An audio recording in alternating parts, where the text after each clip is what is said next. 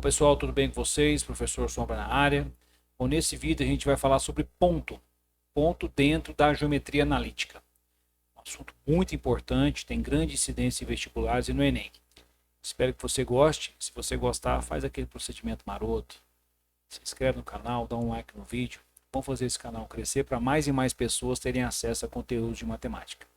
Mais um grande abraço a todos e bora pro vídeo. Bom, pessoal, então vamos falar um pouquinho a respeito de ponto dentro da geometria analítica. Inicialmente, vamos trocar uma ideia a respeito da nossa ferramenta de trabalho na geometria analítica, que é o sistema cartesiano ortogonal. O que seria o sistema cartesiano ortogonal? É um sistema de eixos perpendiculares se cruzando num ponto O, tá certo? Esse daqui vai ser o eixo X, que é o eixo das abscissas. Esse aqui é o eixo Y, que é o eixo das ordenadas. Ok? Bom, esse par de eixos vai dividir o nosso plano em 4 regiões. Essa região aqui é chamada de primeiro quadrante. Essa região aqui é chamada de segundo quadrante. Essa região aqui é o terceiro quadrante.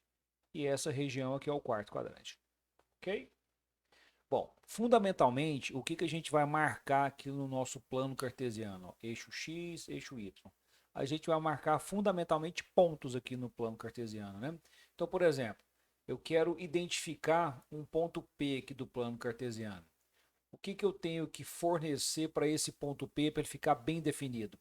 Eu tenho que oferecer para esse ponto P uma abscissa, que é a projeção do ponto no eixo X. Vamos falar que esse ponto aqui ele tem uma abscissa XP. E a ordenada é só a gente projetar esse ponto aqui ó, no eixo Y. Aí esse YP aqui vai ser a ordenada do ponto P. Para a gente definir bonitinho onde é que está esse ponto P, a gente tem que atribuir a esse ponto P um par de valores. XP e YP. XP é a abscissa do ponto, YP é a ordenada do ponto. Bom, agora é o seguinte, aqui é a origem do nosso plano cartesiano. À direita desse ponto aqui, o x a gente diz que é positivo. À esquerda desse ponto aqui, a gente diz que o x é negativo. Então, em termos de quadrante, no primeiro quadrante e no quarto quadrante, todos os pontos aqui vão ter x positivo. Se a gente pega no segundo quadrante ou no terceiro quadrante, o x de qualquer ponto aqui seria negativo. Agora, pensando em termos de y, sempre que a gente pega um ponto acima do eixo X, ou seja, um ponto no primeiro quadrante ou no segundo quadrante, o Y é positivo. Aqui para lá o Y é positivo. Quando a gente pega um ponto que pertence ou ao terceiro ou ao quarto quadrante, ou seja, abaixo do eixo X, aqui a gente tem Ys negativos. Ok? Então, baseado nesses sinais do X e do Y, a gente pode identificar a posição do ponto nos 4 quadrantes, da seguinte forma. Então, considerando um ponto P, tipo esse aqui, variando aqui no plano cartesiano, a gente pode dizer o seguinte: se o x do ponto P for positivo e o y do ponto P também for positivo, significa dizer que esse ponto P ele está localizado no primeiro quadrante, tipo esse aqui, ó. Certo? Agora, se a gente tem o x de um ponto negativo e o y no ponto P positivo, esse ponto ele vai estar nessa região aqui, ó, na região do segundo quadrante. Então, esse ponto P ele vai pertencer ao segundo quadrante. Se esse ponto P tiver, por exemplo, o x dele negativo e o y dele também negativo, significa que esse ponto P está aqui, ó, no terceiro quadrante. Ó. Então, o P pertence ao terceiro quadrante. E se a gente tiver um ponto em que o x dele é positivo e o y dele é negativo, a gente vai ter um ponto situado no quarto quadrante, ó, x positivo e y negativo. O ponto P pertence ao quarto quadrante. Só que além de pertencer aos quadrantes, esse ponto também ele pode estar em cima dos eixos coordenados. Então, por exemplo, se eu pego um ponto aqui ó, em cima do eixo x, o que dele vai ser zero? O y, né? Porque o y marca a distância de um ponto ou acima ou abaixo do eixo x. Acima do eixo x o y é positivo, abaixo do eixo x o y é negativo. Quando o ponto estiver em cima do eixo x, aí o y vai ser zero. Então, Se por acaso eu tenho um ponto em que o x dele é um número real qualquer e o y desse ponto é zero, significa dizer que esse ponto P ele pertence ao eixo x. A gente indica assim, ó, OX. Da mesma forma, se a gente pegar um ponto aqui ó, em cima do eixo y, o que dele vai ser zero? O x dele vai ser zero.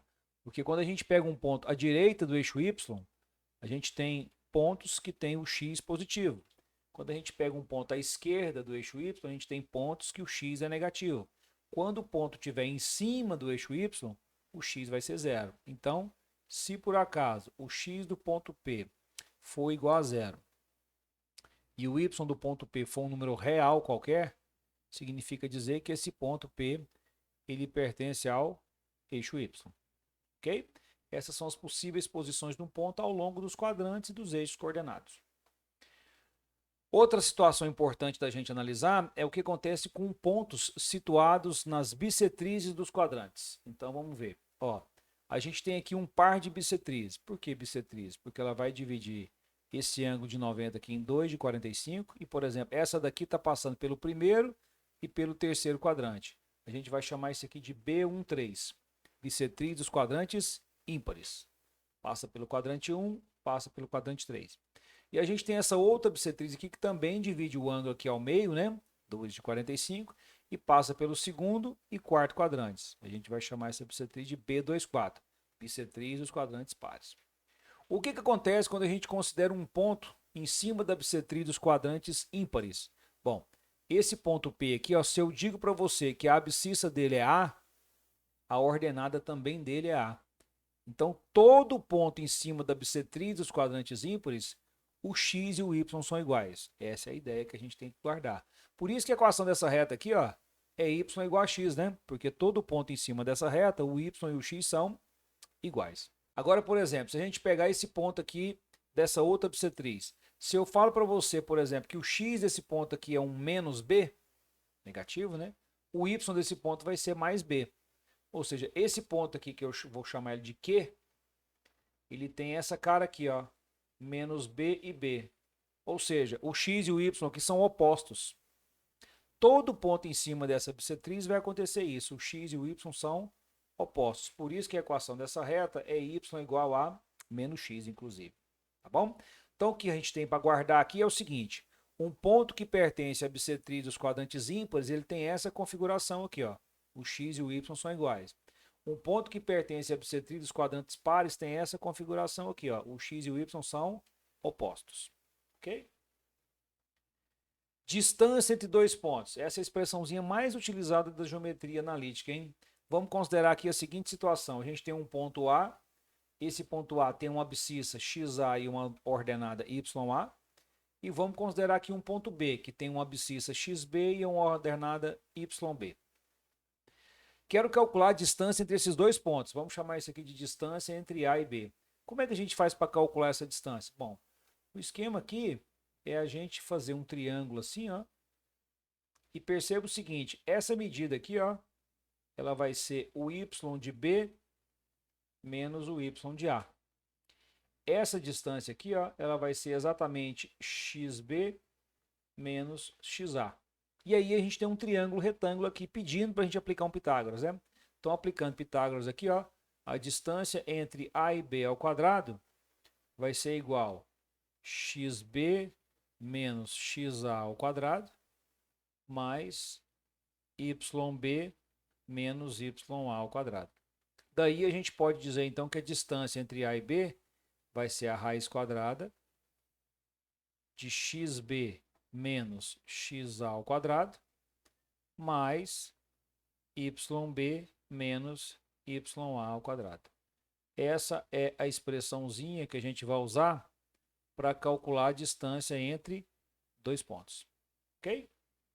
Beleza. Ponto médio de um segmento. Imagine agora um segmento AB, com as extremidades dele estão no ponto A e B, obviamente. O ponto A tem coordenadas xa, ya. O ponto B tem coordenadas xb e yb. Bom, vou considerar aqui um ponto M, e esse ponto M vai fazer o que com esse segmento? Vai dividir esse segmento ao meio. Ó. Então está aqui um ponto M, que vai dividir esse segmento em duas medidas iguais. Esse ponto M ele tem uma abscissa, que eu vou falar que é xm, e tem uma ordenada, que eu vou falar que é ym. Agora a pergunta é, como é que eu faço para obter o xm e o ym? Bom, perceba que a gente tem aqui, ó, xa, xm e xb. Esse xm aqui ele está exatamente no meio do xa e do xb. Por isso que a gente diz que o xm ele é a média aritmética do xa e do xb. Então o xm vai ser xa mais xb dividido por 2. E a mesma coisa acontece com ym, tá vendo? Ó, esse ym ele está exatamente no meio do ya e do yb. Então o ym vai ser ya mais yb dividido por 2. Logo, aquele ponto M ali, ó, ele tem quais coordenadas? Quem que é o x dele? Xa mais xb sobre 2. Quem é o y dele? Ya mais yb dividido por 2. Então tá aqui, ó, aqui nós estamos diante das coordenadas do ponto médio do segmento AB. Ok? Vamos adiante. Outra coisa importante da gente estabelecer aqui na parte inicial da geometria analítica são as coordenadas do baricentro de um triângulo. Então, olha só, temos um triângulo com vértices A, B e C, e aí o que vai acontecer? Ó? Nós vamos pegar um ponto M aqui, ó, que é ponto médio do lado BC. Quando a gente ligar o ponto A com o ponto M, ó, esse segmento AM aqui é uma mediana, tá certo? Quando eu pego o ponto médio do lado AB, ó, vou chamar esse ponto médio de P, e a gente liga o vértice C ao ponto P, a gente tem aqui uma outra mediana. E quando a gente considera um ponto N médio do lado AC, ó, então essa medida aqui é igual a essa, quando a gente liga o ponto B com o ponto N, a gente tem outra mediana. O ponto de interseção dessas três medianas está aqui, ó. É esse ponto aqui, ó. Esse ponto aqui, nós vamos dizer que ele tem coordenadas xg e yg. Sabe quem é esse ponto aqui? O ponto de interseção das três medianas de um triângulo é o baricentro do triângulo. E como é que a gente faz para calcular o baricentro de um triângulo? Bom, o x do baricentro basta fazer a média aritmética do x dos três vértices, ou seja, xa mais xb mais xc sobre 3. E o y do baricentro é só a gente fazer a média aritmética dos y dos três vértices. Ya mais yb mais yc dividido por 3. Portanto, o baricentro desse triângulo tem quais coordenadas? O x dele é xa mais xb mais xc dividido por 3. E o y do baricentro é ya mais yb mais yc dividido por 3. Pronto, essas são as coordenadas do baricentro de um triângulo de vértices A, B e C. Ok? Vamos praticar? Então, olha só. Um triângulo ABC é isósceles. Os vértices B e C são, respectivamente, esse é o B, esse é o C. E o vértice A, ele pertence ao eixo das ordenadas. Então, ele está querendo saber qual é a ordenada desse ponto A. Bom, vamos resolver. A gente não precisa necessariamente desenhar esse triângulo lá no plano cartesiano. Então, vamos tentar desenhar ele aqui, ó, sem estar lá no plano cartesiano, que eu acho que não tem necessidade, não. Bom, ele disse que AB é igual a C, então eu vou fazer o seguinte, eu vou colocar esse ponto aqui como sendo o ponto A, esse ponto aqui e esse ponto aqui, B e C. Como ele disse que AB e AC têm a mesma medida, já vou marcar ali, ó. O ponto B, ele tem coordenadas 15 e 1. O ponto C tem coordenadas 19 e 3. E ele diz que o ponto A pertence ao eixo das ordenadas. Bom, todo ponto em cima do eixo das ordenadas, o x vale 0. Então, esse ponto A aqui, eu sei que a abscissa dele é 0 e a ordenada dele eu não sei. Vamos chamar de um y qualquer. Bom, para a gente descobrir esse y aí está fácil. Está vendo que a distância do ponto A até o ponto B é igualzinha a distância do ponto A para o ponto C, por conta dos segmentos congruentes? Então, a gente vai fazer a distância de A até B é igual a distância de A até C. Então, vamos lá. Como é que a gente faz para calcular a distância de A até B? A variação do x, você pode fazer, por exemplo, 0 menos 15 ao quadrado, mais a variação do y menos 1 ao quadrado. Agora vamos calcular a distância entre A e C. Variação do x, 0 menos 19 ao quadrado, mais variação do y, y menos 3 ao quadrado. Ok? Bom, como a gente tem raiz dos dois lados, eu vou pegar essa expressão e vou elevar ao quadrado dos dois lados para a gente poder eliminar essas duas raízes aí, ok? E aí ficaria assim, ó, eu já vou escrever sem as raízes, ó.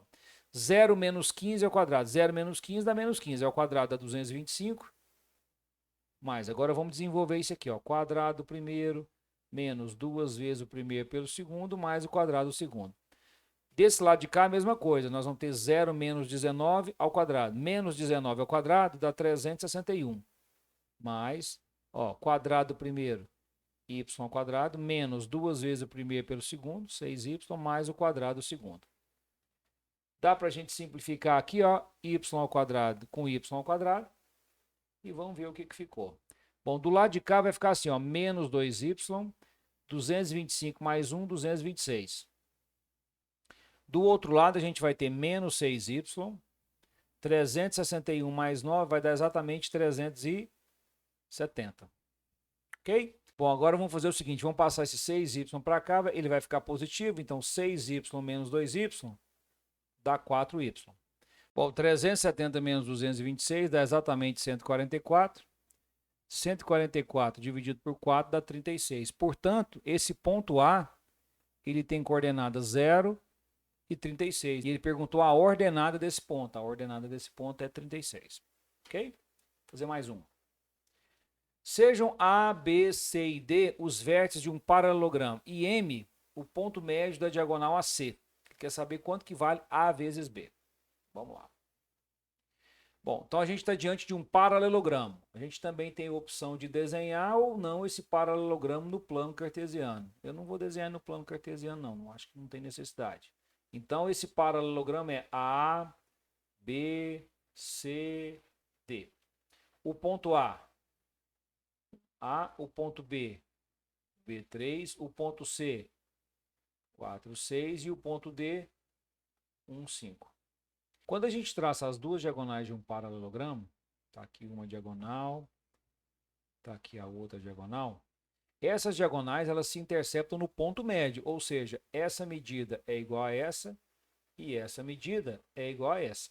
Como ele falou que o ponto M é o ponto médio da diagonal AC, o ponto M é esse aqui, ó, de coordenadas 5 sobre 2 e 4. E esse ponto M de quebra, ele também é ponto médio da diagonal BD. Com isso, a gente pode descobrir os valores do A e do B que estão faltando. Então, por exemplo, olha só.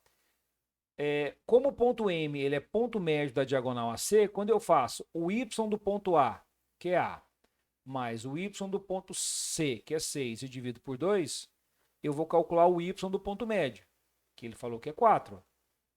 Então, a gente vai ter que A mais 6 é igual a 8. Daqui a gente tira que o A é 2.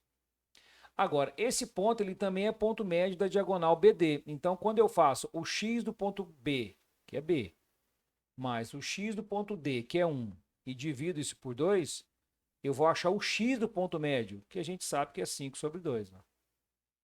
Cancelando aqui, ó. Perceba então que o B mais 1 é igual a 5. Então, o B vai valer 4.